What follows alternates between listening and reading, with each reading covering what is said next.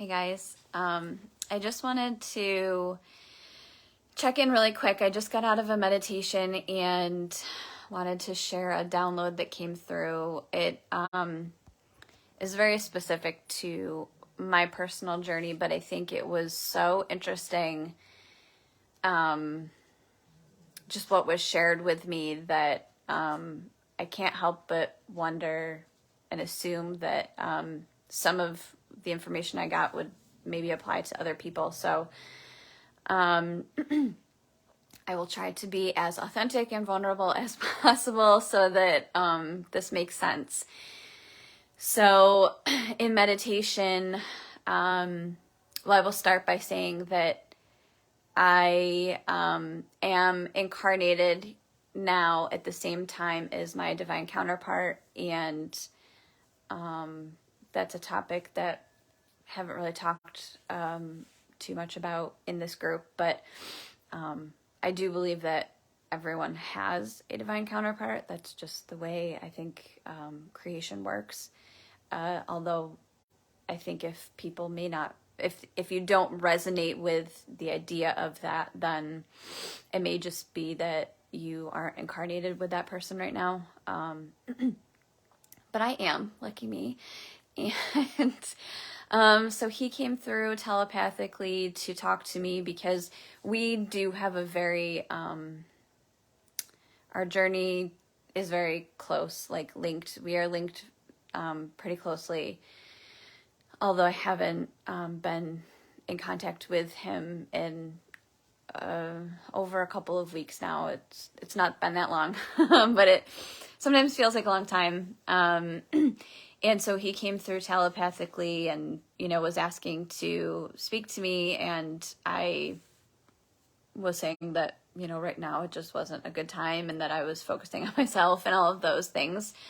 And I shared with him that, this is kind of a new realization for me, but that I didn't realize that I wasn't loving myself as much as I was loving him. And so right now I just needed to prioritize like giving myself that love and that attention and that energy. And I hoped that he could kind of learn to do the same during this time apart.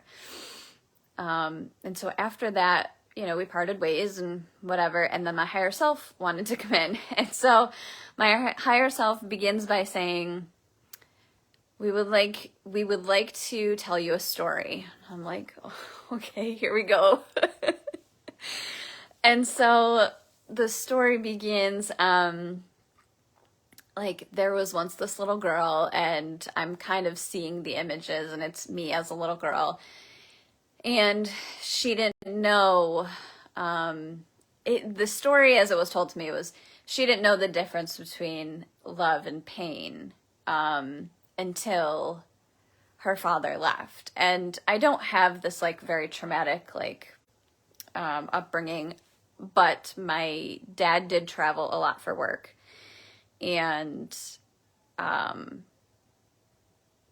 so I was kind of like, I wasn't shown the images associated with it, but I felt like the energetic imprint of remembering the first time that he went away when I was little for work and how painful that was. And so that was like my first, my first contact with pain in the form of like, an abandonment wound. And then I was reminded that this abandonment wound is something passed to me through my bloodline, but it's also something I've lived or experienced, I should say, in many, many lifetimes. And most significantly, in my very first lifetime on Earth, which I was also here with my divine counterpart, and am kind of experiencing it again with my divine counterpart. So it's happening everywhere. So I was shown that like I'm still carrying this wound with me, even though I've done so much work to try to clear it. And so then I was like visualizing myself holding this wound, and it was showing up as this like black kind of ball of energy. And so I'm looking at this abandonment wound and just, this energy, and just saying like, I'm sorry that you were abandoned, and I'm sorry that, that was scary and traumatizing, and it hurt so badly, and, I'm here now, and I want to give you love and all of these things. And as I'm visualizing that, what came through so clearly, and those of you who know me personally will realize how crazy this is, but that this abandonment wound that I was visualizing holding, this black ball of energy, I have in actual physical manifested form as my new dog, Freya. And I knew, there have been so many things that have not come easily with her. She is a rescue, like, all three of my dogs are rescues. She is my newest rescue. I've had her for about 2 months. I'm just looking, she's on the floor in the bedroom with me. And there have been a lot of challenges. She's not the most complicated dog, but for out of all the dogs that I've had, like, not just as foster, she has been probably the most challenging. So there is a lot of me that is like resistant to like falling in love with her because she is so challenging. And she has a lot of potty accidents. Like, well, let me get back to my download as it came through. So Freya is the physical manifestation of my abandonment wound. And from what little I know about her, she was just dropped at the shelter by previous owners who didn't want her anymore.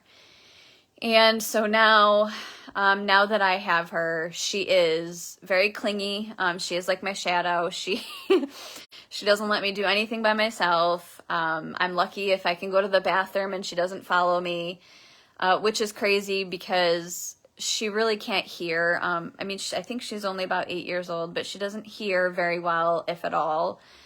So I'm not sure how she just wakes up out of, like, could be a dead sleep and knows that I'm going to the bathroom and follows me there.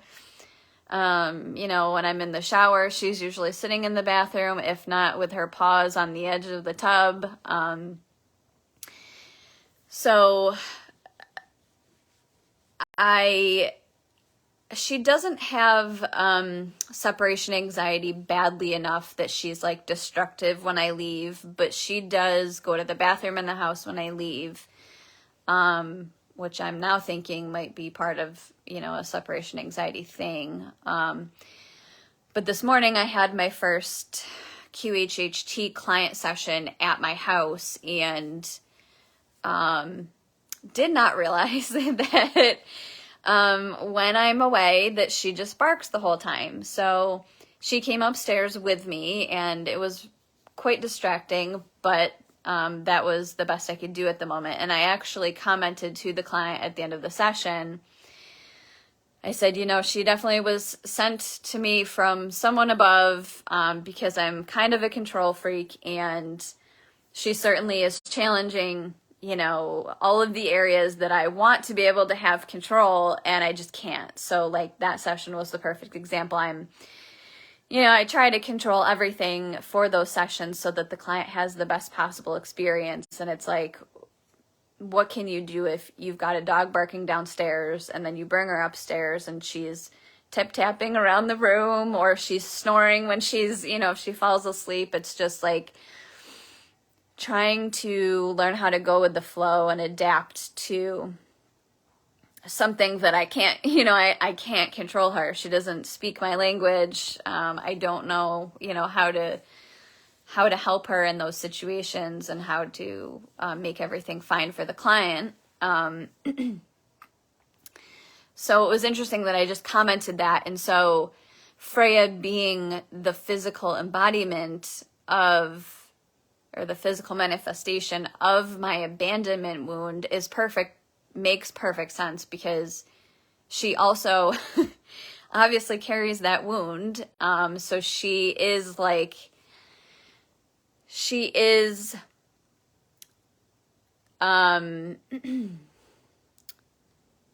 what's the best way to say it? She's like, her every move in life right now is an expression of that trauma. So it's like she is that trauma. You know, she can't relax because at any moment I might get up and leave. And then it came through to me that the aspect of control that I could recognize that she was challenging me on, as it relates to me, this need for control over my environment and situations is due to my abandonment wound. And that just blew my mind, because I'd always known I was a control freak, but I never really knew why. And so it just became like so clear to me in that moment, the way that my higher self was telling me that story and showing me my connection to this dog. It's crazy. I do get a lot of information through animals. Last summer it was crickets in my basement. I had about 18 of them, so it was crazy. Anyway, I just wanted to share my little message that came through in case anyone might recognize pieces of anything that I'm sharing, or might be able to put some of their own pieces together as it relates to their own journey. It's just so fascinating the way the universe works and our higher selves communicate with us. I would love to hear if anybody else has any of these weird experiences or what you guys are going through. I love you guys. I'll talk to you soon. Bye-bye.